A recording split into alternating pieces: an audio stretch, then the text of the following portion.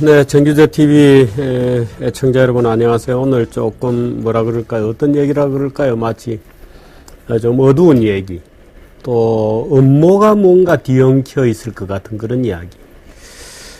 엄청난 혼란과 혼동, 무질서가 극에 달하고 모든 관련자들이 허둥지둥되고 음모론이 횡행하고 시장은 무너지고 대파국이 닥쳐와서 국민들이 전부 울부짖었던 그때의 기억을 다시 떠올려보는 시간을 좀 갖도록 하겠습니다. 사실 우리가 대란이다, 위기다 또는 뭐 어떤 급변 사태다 하는 것이 닥치기 전에는 잘 모르죠. 모든 것이 평안한 일상이었을 때는 그 위험 또는 불행, 파국, 카타스트로피 같은 이런 것을 잘 못 느낍니다. 무슨 얘기를 저렇게 시작하나. 지난 11월 20일이 소위 우리가 IMF 외환위기에 들어갔던 IMF 구제금융을 신청했던 1997년 11월 20일로부터 꼭 15년이 되는 때입니다.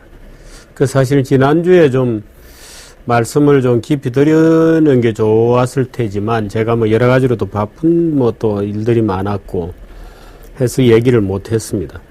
오늘 이 얘기는 아마 제가 얘기를 쭉 하다 보면 몇 회에 걸쳐서 아마 얘기를 해야 될 것 같은데 우리 김 PD가 몇 회짜리로 잘라서 얘기를 해줄지 모르겠습니다. 이야기가 조금 길 수도 있고 또 우리가 우리 경제를 이해하고 국제금융을 이해하고 국제정치학을 이해하는 데는 이 지난 97년에 있었던 우리나라 이거 외환위기에 대한 이해를 하지 않고서는 잘 모릅니다. 예를 들면 지난 그 리만 사태가 터졌던 2008년도 이후에 이명박 행정부가 미국으로부터 소위 원달러 스와핑을 만들어내고 일본, 중국과 원위안의 교환 계약이죠. 스와핑 계약을 체결했던 것이 무엇인지를 사람들은 사실 잘 모르고 있습니다. 그런데 그게 97년도에는 그렇게 해달라 그랬었는데 모든 것이 실패로 돌아갔던 것이거든요. 그때의 정치경제학은 무엇이었는가? 과연 이 외환위기라는 것은 무엇인가? 위기는 어떻게 닥쳐오는 것인가? 위기에서 왜 97년도 외환위기가 그토록 파국적이었는가 하는 그런 것들에 대해서는 사실 우리가 깊은 리뷰를 좀 해봐야 되고 또 그런 과정을 우리가 이해를 해야 경제에 대해서 사실 이해를 좀 깊이 할 수 있습니다. 사실 이건 뭐 제가 쭉 강의를 하는 것보다는 사실 여러분들이 이 책을 보면 좋은데 대단히 아쉽게도 이 책은 절판이 되어서 지금 시중에서 구하기가 어렵습니다. 어떤 책이냐고요? 물론 제가 쓴 책입니다. 한번 보시죠, 뭐. 실록 외환대란이고요. 이 사람들 정말 큰일 내겠군. 이 사람들은 누구인가요? 정말 큰일 내겠군. 우리나라 관료들을 얘기하는 것일 수도 있고 대중정치가들을 얘기하는 것일 수도 있습니다. 또는 모두일 수도 있고 이 사람들 정말 큰일 내겠군 하는 제목이고 실록 외환대란 97년도 외환위기 때 있었던 여러 가지 일들을 제가 다큐멘터리식의 기법으로 철저한 다큐멘터리 기법으로 썼던 책이고 이게 98년 9년이었던가요? 그 당시 그 국회 청문회를 앞두고 그 당시 외환위기 청문회에 나섰던 국회의원 또 청문회 방어에 나섰던 관료들, 경제관료들, 전직 장관들 전부가 사실은 이 책을 가지고 이제 공부를 서로 하고 공방전을 벌였댔습니다. 예를 들면 지금 직영위원장으로 있는 김영한 국회의원 같은 경우에는 이 책을 들고 저인데 뭔가 여러 가지로 또 책에 안 써진 내용에 대해서 또는 책에 써진 내용 중에 일부를 말하자면 좀 자세히 듣기 위해서 찾아오기까지, 회사까지 찾아왔죠. 그 참 제가 깜짝 놀라서 정말 부지런한 국회의원이구나 하고 생각을 했습니다만은, 비교적 국회의원으로서는 괜찮은 국회의원이죠. 민주당입니다만은. 그래서 이 책 내용을 여러분들이 한번 보시면 좋습니다. 이 큰 도서관 같은 데서는 아마 아직도 이 책이 남아있을 거고, 이제 지금은 뭐 거의 누더기가 되어 있겠습니다만은, 이 책에 쓰여진 내용을 중심으로 제가 해설을 좀 해드리도록 하겠습니다. 이 책이 나오고 나서 언젠가요, 그 KBS인지 뭐 SBS인지 어떤 작가분이 와서 정말 대하 드라마로 한번 만들어 봅시다 하고 하다가, 중간에 어떤 이유에서인지 뭐 꽤 뭔가 작업을 했댔어요. 하다가, 포기가 되었던 적도 있습니다. 근데 사실 이 책 그 자체는 제가 쓰긴 했습니다만은 아주 드라마틱해서 읽는 것만으로도 아주 재미있었지 않을까 하고 생각합니다. 제1장 특명 한국을 탈출하라 이렇게 되어 있습니다. 북상 이렇게 작은 제목이 있고요. 제가 간단하게 첫 대목은 좀 읽어보도록 하겠습니다. 이 97년도 외환위기를 해고하는 이 짧은 그 동영상들은 시간의 순서라기보다는 주제의 순서에 따라서 뭐 경과 또는 원인 또 정치 문제 뭐 이런 이제 주제별로 좀, 또 환투기란 무엇인가, 환투기에 대해 사람들이 잘 모르죠. 환투기란 무엇인가, 뭐 조지 소로스가 과연 한국의 외환위기가 닥칠 때 한국을 환투기를 통해서 공격을 했을까? 그 당시 예를 들어서 소고기 병원균 O157이라는 것을 기억하실지 모르겠습니다만은, 혹시 기억하세요? 우리 김 PD는 기억을 하시네요. 쇠고기 병원균 O157이라는 사건이 있었습니다. 그때 클린턴과 김영삼은 어떻게 움직였는가, 한미 관계는 그때 어떻게 내밀하게 돌아가고 있었는가는 여러 가지 회고할 게 많고, 미국의 소위 스트롱 달러 정책이라는 것이 어떻게 일본을 침몰시키고, 또 BIS 비율이라는 건 뭐냐, 오늘날 일본의 20년에 걸친 장기 불황이라는 것이 어떻게 만들어졌는가는 상당히 전문적이고도 길고 복잡하고, 또 전체상을 일목요연하게 드러내 보이기는 굉장히 어려운 여러 가지 다층적이고 다면적인 그런 얘기들을 포함하고 있습니다. 그래서 제가 아마 한 4회, 5회 뭐 이 정도까지 늘어질지 모르겠습니다만은 쭉 되는 대로 저로서는 자세하게 한번 얘기를 해볼 테니까 한번 긴 이야기를 한번 들어보시기 바랍니다. 1. 특명 한국을 탈출하라라고 되어 있는 장인데요. 북상. 폭풍은 서서히 다가오고 있었다. 느리지만 분명한 진행이었다. 그것은 아시아 풍토병이었고 전염성도 대단히 높았다.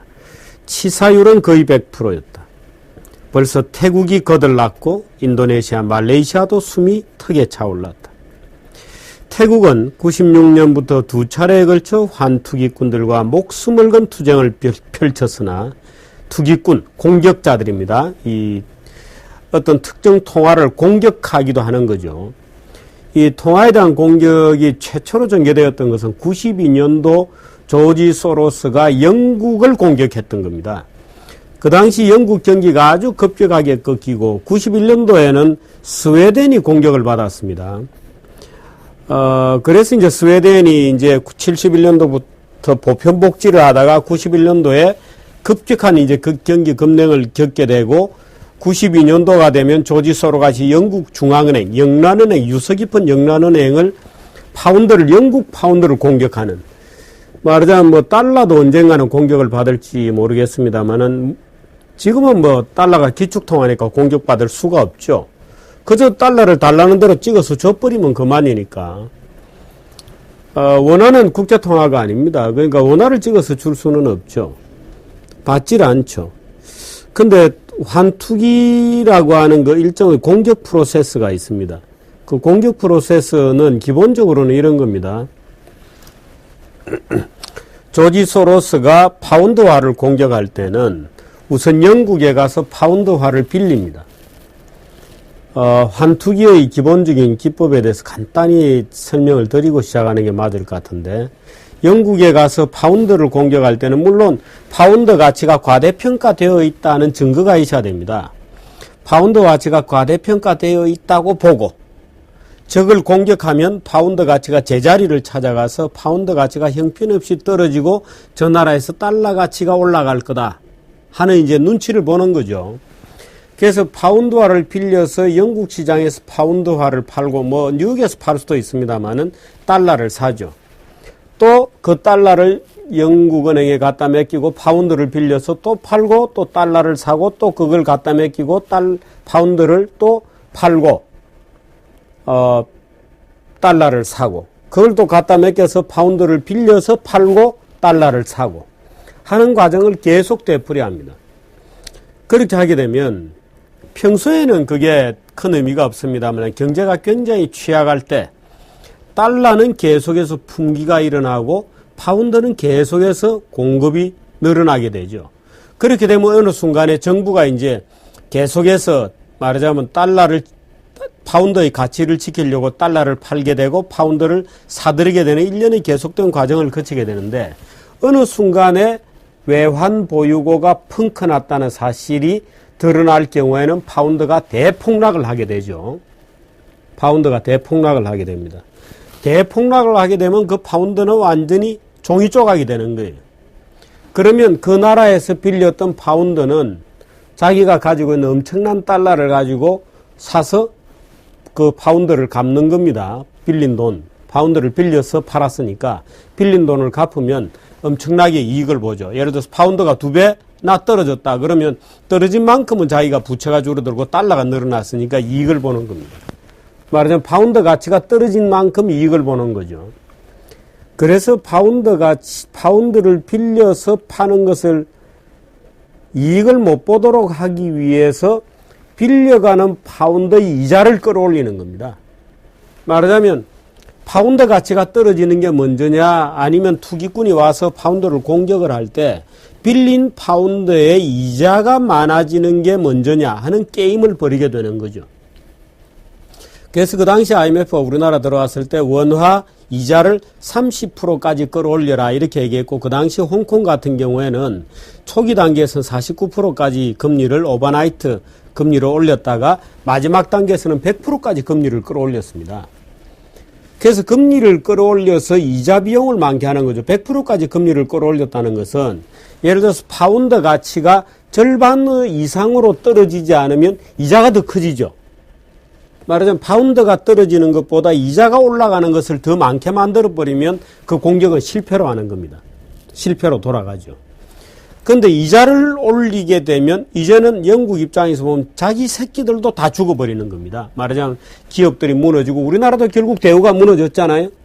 대우가 무너졌습니다. 그런데 우리나라는 사실 공격당할 이유가 없었는데 공격을 당한 경우여서 여기에다 섞어서 얘기하면 안 됩니다. 그런데 영국 파운드가 그렇게 공격을 당했고 지금 얘기하는 태국이 1996년에 이후에 2차례에 걸쳐서 환투기꾼들과 이미 목숨을 건 투쟁을 벌였다 하는 것은 태국 바트화가 조지 소로스의 공격을 또 받았던 겁니다. 그 조지 소로스가 태국에 와서 바트를 빌려서 그 바트를 가지고 외환시장에서 팔고 달러를 사들이고 그 달러를 다시 담보로 주고 또 바트를 빌려서 또 팔고 해서 결국에는 못 견디고 바트화가 폭락하도록 유도하는 거죠. 물론 경제가 문제가 있을 때 이제 통화 가치가 떨어지는 거니까 그런 과정을 통해서 엄청난 이익을 내는 겁니다. 그래서 투기꾼들이 붙었다고 하게 되면 투기꾼들에게 파운드를 빌려가는 또는 바트를 빌려가는 금리를 끌어올리는 것이 제일 처방이죠. 그런데 우리나라는 투기꾼들이 오지 않았습니다. 그런데 IMF가 뭣도 모르고 금리부터 올리는 처방을 해가지고 대우가 작살나고 엉망이 되었던 겁니다. 그럼 태국이나 이런 나라는 왜? 우리나라는 공격을 받지 않았어요. 조지 소로스의. 근데 이제 김대중 대통령이 대통령 당선되자마자 제1번으로 만난 사람이 조지 소로스인데 조지 소로스가 아마 속으로 웃을 겁니다. 사실 내가 아닌데. 대통령 당선되자마자 조지 소로스 만나가지고 막 끌어안고 우리 봐달라 이랬거든요. 참 웃기는 생쇼를 한 건데 조지 소로스가 시침이 뚝 따고 와서 마치 지가 한국을 공격하는데 이제 봐줄 것처럼 똥폼 잡았죠. 그 누가 대통령으로 하여금 조지 소로스를 빨리 만나서 투기 공격을 막아야 됩니다라고 조언을 했는지 모르겠으되 참 무식한 조언을 했던 겁니다. 그러니까 태국의 경우에 대한 얘기를 어디서 듣고 또는 영국 파운드를 공격했던 조지 소로스의 명성을 듣고 지레겁을 먹고 투기꾼들이 대통령 당선되자마자 투기꾼 먼저 만나가지고 그 쓰레기 같은 투기꾼인데 먼저 만나서 아부를 떨게 되는 어처구니 없는 대통령 당선자의 일종의 굴욕 사건을 만들어낸 참모가 누군지 저는 지금도 궁금합니다만은 어떻든 태국은 소로스가 공격을 했어요.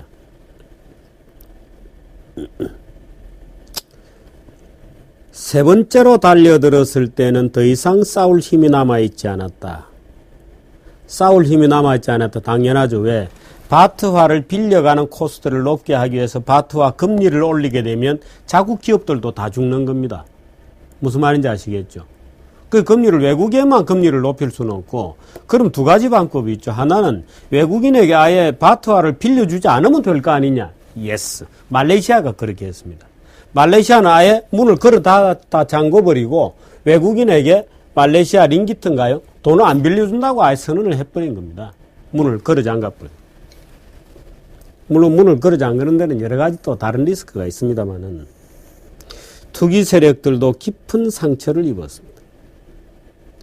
태국 바트화를 두 번 공격했는데 두 번 다 실패했거든요. 96년도부터 두 번에 걸쳐서 공격했는데 실패했습니다. 왜? 태국 정부가 금리를 끌어올리고 코스트를 굉장히 높게 가져간 거예요. 그리고 막 달러를 풀어가지고 투기꾼들을 먹여준 거죠. 달러를 풀었습니다. 그래서 태국 바트화 가치가 투기꾼들이 기대했던 만큼 떨어지지 않았어요. 그래서 투기꾼들이 실패를 했죠. 처음 두 번은. 마지막에 투기꾼들도 전력을 다해서 바트화를 또 공격해 들어왔을 때 태국이 기어이 무너졌습니다. 그때가 언제냐?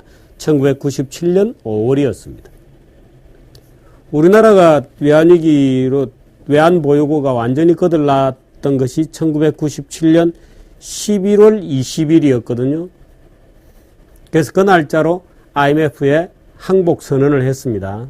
물론 IMF가 우리를 공격한 것은 아니었습니다만은 태국이 그해 5월 달에 두 손을 들었습니다. 그래서 투기꾼들은 흠뻑 이문을 취하고 정말 엄청난 이익을 보고 만세를 부르고 태국은 IMF 구제금융을 신청했습니다. 아시아 국가들이 잇따라 희생되고 있다. 투기 세력들은 태국을 때려눕힌 뒤 피가 흐르는 자신의 어깨를 질끈 동여맨 다음 새로운 먹잇감을 찾아 인도네시아로 말레이시아로 동남아의 뒷골목을 들쑤시고 다녔다. 무참한 하드보일드 서부 참극이었다. 폭풍은 서서히 북상에 올라왔다. 대만이 뉴 타이완 달러의 문을 꽁꽁 잠그고 말레이시아도 연일 금리를 인상해가며 폭풍을 막았다. 모두가 문을 걸어 잠갔다. 아시아의 보안관을 자처하던 미국은 이번에는 차라리 악당들의 후원자 같았다. 그래, 애들 혼 좀 내줘 라고 말하는 것 같았다. 사실 아시아 용인이 뭐니 하면서 모두가 저잘난 줄 알고 금방만 떨고 있기도 했다. 홍콩과 한국은 투기꾼들이 덤벼개는 덩치가 컸다. 홍콩은 중국이라는 또 하나의 어깨가 뒤를 봐주고 있었다. 문제는 한국이었다. 그곳은 대통령 선거로 집안 사정이 한마디로 복잡했다. 경제계와 정부는 이미 만신창이가 되도록 서로가 서로를 반쯤 죽여놓고 있었다. 내란이 터져 있는 상태였던 것이다. 97년이 대통령 선거철이었거든요. 경제가 나빠질수록 김대중 대통령에는 절대적으로 유리하죠. 김영삼 집권 세력들에게 책임을 물을 수 있기 때문에. 김영삼 정부는 그 당시에 사태를 수습할 만한 능력이 없었습니다. 김영삼 본인이 국제금융이나 국제질서, 국제정치에 대해서 예민한 감각을 가진 사람이 우선 아니었어요. 더군다나 정치적으로 야당의 협조를 얻는다든지 여당과 야당이 다가오는 국난에 대비한 무언가의 지혜를 짜내고 단결된 행동을 하기에는 대통령 선거라고 하는 어마어마한, 말하자면 결투가, 더 큰 결투가 있었죠. 밖에서 뭐 어떤 폭풍이 닥치는지도 모르고 우선 대통령 선거를 두고 목숨을 건 투쟁을 하고 있었기 때문에 그게 다가오고 있는지조차도 몰랐죠. 말하자면 태국에서 무슨 일이 일어났는지, 조지 소로스가 태국에 들이닥치고 말레이시아에 들이닥치고, 심지어 10월 23일입니다. 그해 97년 10월 23일. 10월 23일은 홍콩에 들이닥쳤어요. 홍콩에 조지 소로스를 비롯한 상어떼가 들이닥친다는 소문이 돈 것은 10월 들어서였습니다. 10월 들어서 야, 태국 갔다, 인도네시아 갔다 하고 말레이시아는 문 걸어 잠그고 대만은 금리를 49%까지 끌어올리면서 문을 걸어 잠갔어요. 금리를 49%까지 끌어올려놓으니까 투기꾼들이 달려들 수가 없죠. 예를 들어서 통화가 과대평가되어 있는 만큼만 들어오는 거거든요. 예를 들어서 지금 원화가 달러당 1,000원인데 이게 진짜 한국 경제의 실세를 반영한 가격이다. 그러면 공격해봤자 의미가 없는 겁니다. 왜? 공격해서 실세를 찾아가봤자 1,000원이다. 근데 한국의 경제력으로 볼 때 지금 사실은 1,100원 정도가 맞아. 근데 1,000원이야. 하면 공격해 들어오면 기껏해서 먹을 수 있는 게 100원이잖아요. 그러면 이자 내고 뭐 내고 하고 나면 별로 남는 게 없거든요. 그러니까 대만 같은 경우에는 투기꾼들이 몰려 조지 소로스가 어깨들이 권총 차고 이제 서부 활극입니다. 들어와서 깡패들이 이제 조용한 시골 동네 와서 총질에 대고 죽이고 여자 어떻게 하고 난장판이 벌어진 거예요. 조지 소로스 같은 건달들이. 그 대만은 금리를 49%까지 끌어올렸죠. 죽여봐라. 우리도 자해 공갈 작전입니다. 그 49%까지 끌어올리면 대만 기업들도 죽겠다고 난리가 나는 거죠. 그러나 밖에 들어온 놈에게 죽는 것보단 낫다. 이래 주거나 저래 주거나 정조라도 지키자. 이런 식으로 되는 거죠. 그러니까 말하자면 그래서 환율이라는 것은 너무나 중요하게 환율은 실세로 가야 되는 겁니다. 실세로. 그 홍콩으로 달려들었어요. 자, 홍콩은 정말 그해 10월달 초에 중국이 장쩌민이었습니다. 장쩌민이 미국에 갔어요. 국가 방문하러 이제 정상회담을 하고. 장쩌민이 그때 미국 갈 때 가져간 돈이 300억 달러인가 그렇습니다. 어마어마한 돈을 가져갔습니다. 어마어마한 돈을 가져가지고 미국에 가자마자 미국 기업들을 큰 호텔에 다 불러놓고 장쩌민이 밥을 산 겁니다. 미국에 웬만한 그 기업과 금융인들은 장쩌민이 호텔에 다 불러 모아놓고 원하는 것을 다 적었어요. 너희들이 우리도 원하는 게 뭐냐? 그럼 보잉 사회장이 탁 나타나서 장쩌민하고 악수한 다음에 책상에 앉아서 너희들 원하는 게 뭐냐? 우리 보잉 747 한 10대 정도 팔아주라. 오케이. 보잉 10대. 그 다음 IBM 회장 원하는 게 뭡니까? IBM 회장이, 우리 슈퍼컴퓨터 한 5대 정도. 예, 슈퍼컴퓨터 5대 적고. 기업들 다.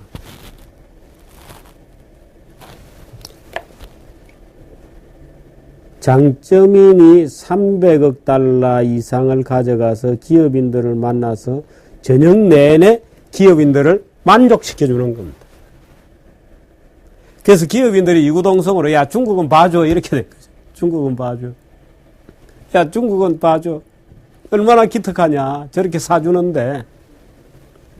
홍콩은 전쟁을 했습니다. 홍콩은 당시 홍콩 재정장관이 도널드 챙이라고 하는 친구였어요. 미국 월가 출신이고요. 달을 대로 달아서 국제금융에 대해서는 빠삭한 사람이었어요. 더군다나 홍콩은 달러가 많았습니다. 홍콩에 들어와서 홍콩 달러를 가져가서 시장에 팔고 달러를 사들이는데 달러가 모자라야 되잖아요. 홍콩이 항복을 하려고 그러면. 근데 홍콩은 달러가 많았어요. 그래서 홍콩에 이제 그 전날 외자가 쫙 빠지면서 주가가 23일날 폭락했거든요. 사실은 한국으로 외환위기가 들어온다고 판단이 되었던 게 바로 홍콩 주가의 폭락이었어요. 10월 23일 날 폭락을 했는데, 그러니까 홍콩에 들어와 있던 달러가 쫙 빠지면서 말하자면 달러 풍기 현상이 먼저 나야 되거든요. 그래야 이제 그 나라 통화가 무너지는 거니까 달러 가치가 올라가고, 달러가 쫙 빠져나갔어요. 그러니까 도널드 챙이 올게 왔다 하고 그날 저녁 내내 미국 시장에서 말하자면 홍콩 달러를 사들이고 미국 달러를 계속 파는 소위 투기꾼들과 밤새도록 전쟁을 한 겁니다. 조지 소로스 투기꾼들은 계속해서 홍콩 달러를 패고 달러를 사들이면 달라는 대로 달러를 먹이는 겁니다. 그래 네가 죽나 내가 죽냐 끝까지 해보자 하고 홍콩 달러를 차입해 가는데 차입금리를 100%까지 끌어올렸습니다. 차입금리를. 그러니까 홍콩 달러가 절반까지 안 떨어지면 투기꾼들이 지는 거예요. 그러니까 이건 뭐 전쟁입니다. 이거는 진짜로. 이건 뭐 연평도 전쟁 정도가 아니죠. 이게. 국가의 명운을 걸고 하는 그야말로 컴퓨터 스크린에서 벌이는 어마어마한 전쟁이 벌어지는 겁니다. 그 홍콩에는 이 도널드 챙이라는 그 당시 재무장관이 아주 머리가 좋은 사람이고 또 달러가 많았어요. 밤새도록 뉴욕 시장을 상대로 딜링을 하고 새벽이 되었을 때 도널드 챙이 기자회견을 열어서 이렇게 얘기했어요. 우리가 이겼다. 그 투기꾼들이 쫙 하루 밤새도록 싸우고 투기꾼들이 말하자면 피범벅이 된 채로 도널드 챙이 이긴 겁니다. 기관총 싸움에서. 그 다음 타겟은 어딘가요? 그 다음 타겟은 한국인가요? 근데 한국으로 상어대가 올라오진 않았어요. 한국은 약간 얘기가 다릅니다.